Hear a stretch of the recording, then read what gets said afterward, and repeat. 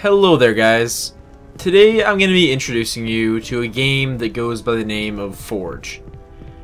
It's an online multiplayer PvP game, and it's kind of similar to MMO PvP. It copies lots of elements from PvP in games such as World of Warcraft, but it doesn't have that grind that you have to do in those games.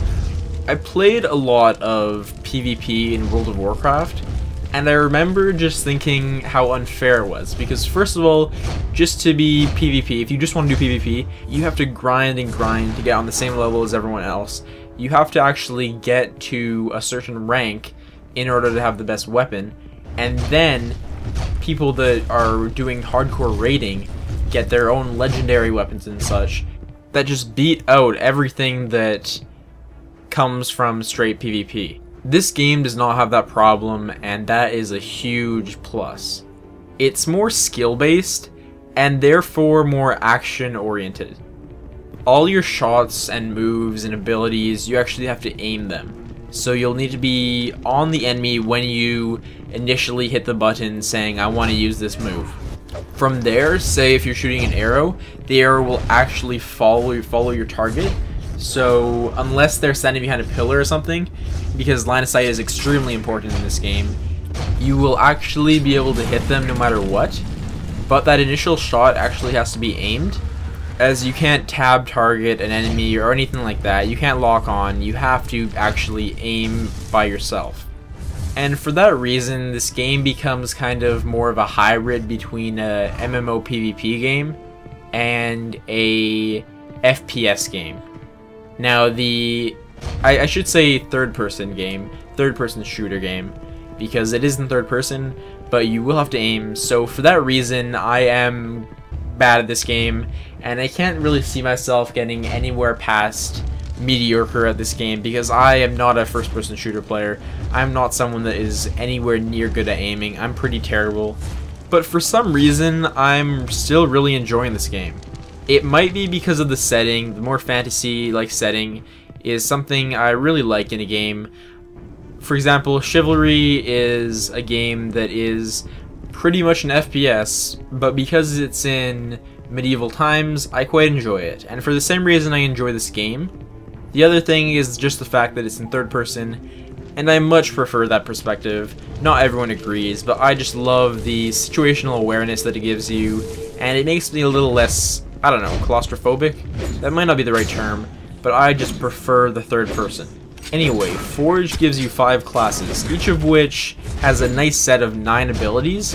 Now I think that's a really good number, as it's not 50 abilities like you'd have in WoW, and it's not 4 abilities like you'd have in a MOBA game. It's a nice set of 9 abilities that I think will appeal to MMO players. Coming from Guild Wars 2, it's quite similar to that in terms of the amount of abilities. And while it takes a little learning and getting used to, it's not too complex, which is good, because in a traditional MMO, the game gives you a grind of 60 or more levels to go through, learning all these abilities one by one, but this game kind of throws all of them at you at once, so it's good that it's not too complex. Anyway, the movement system is quite cool. You can actually wall jump and jump quite high, jump over little spaces, so a lot of the whole element to the game is vertical and not just horizontal, so you have to have a lot more situational awareness, which I think can lead to a lot more skilled gameplay in general. And then the environments in which we will do all of this are quite nice. Multiple maps in different settings all look beautiful and have some nice sound to go along with them. Now this looks better than I think any MMO I've played. I shouldn't say it looks better. It is graphically better than any MMO I've played. Art style is objective, and of course you might find World of Warcraft or Guild Wars 2 to actually look better.